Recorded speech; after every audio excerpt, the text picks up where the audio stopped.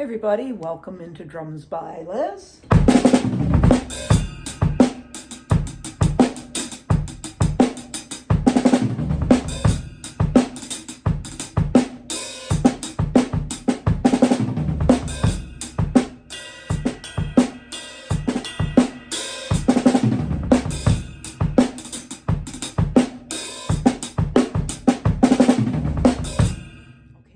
Talk about this little funky fusion kind of idea.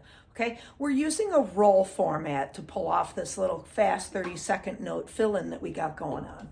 Okay, it comes off on the beat of 3. So I was playing a measure and a half grooves, any little funky groove that you like. Okay, and then the end point of the half measure fill is on beat 3 and 4 of the second measure, and it'll be counted as 3 and a 3 and a 4 E and a 3 and a 3 E and a 4 E and a. Okay, kind of a lot. So 3 left, left, right, right, left, left, right, right, bass, bass, left.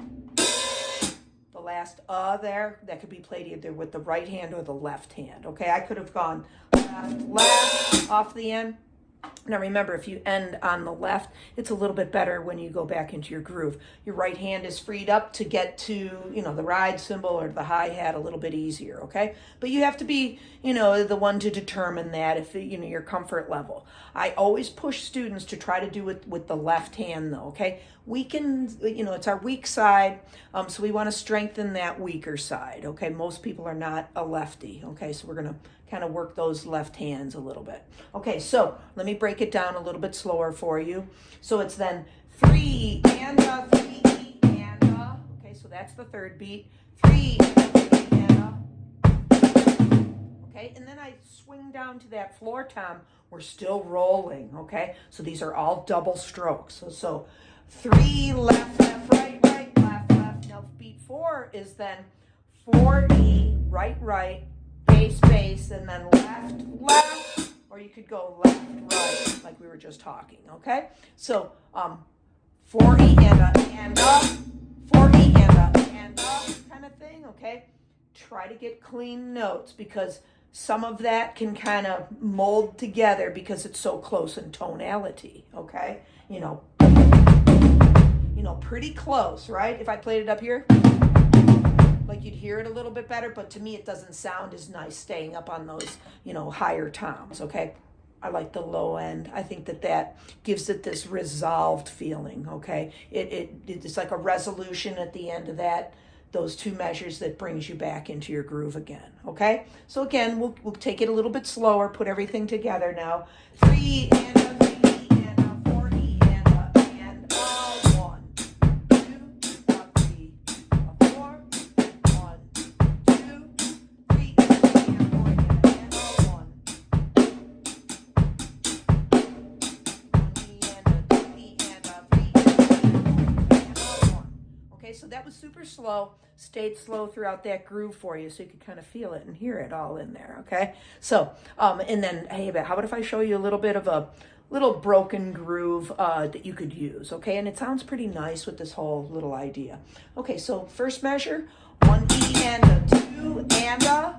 So 1 left, left, right, bass. That's 1 E and a 2 and a. Now you could sneak in the E of 2 on your bass line if you like that also. That kind of sounds nice because it creates then a bass line of 1 E and a 2, 1 E and a 2 E and a. Okay, so that's kind of cool. It pushes that bass line into something a little bit funkier. So let's try putting the E of 2 now. So 1 E and a 2 E and a. Kind of nice, right?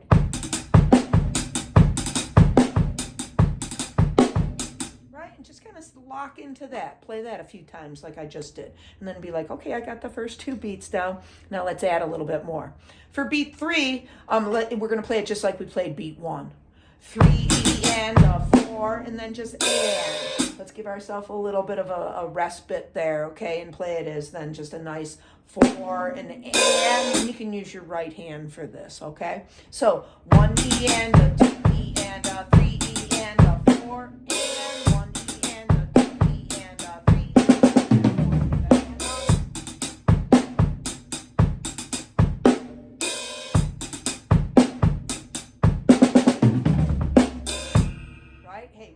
fancy and do that last note to that ride cymbal too if we wanted. Okay, so hopefully that was, something kind of cool for you to learn. And realize this too. Keep your notes clean. When you're doing those doublings, especially on the toms, you have to kind of muscle your notes, like, lay into them, nice strong notes when you're playing to kind of sing, don't think that you can just kind of, that's not going to work, right? My heads are loose, okay? I do not choke my drums at all when I tune them, okay? I want that full tonality coming out of my drums. So it's not like, I'm on a jazz kit where everything is, high tension. And of course, you watch some of those drummers play and it's like, well, yeah, he can roll all day long on that. That's almost as tight as your snare drum is, okay? But utilize the toms, and this is why I have students just roll on their toms, and I've talked about this in several other videos that I've made, making kids like just play 7 strokes on between the mid tom and the floor tom, one hand, stuff like that over and over again, or maybe like, just left lead rolls over and over again. So maybe something like a 9 stroke, and then just come back into the left all the time. So one hand,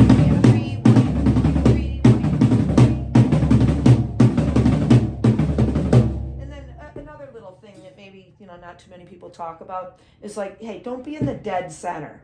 Be off center a little bit, okay? That's a dead spot. When you're there, it has a little bit brighter tonality when we're off center a little bit, okay? So realize that that's a little bit of a dead spot on your toms, okay? Not talking about snare right now.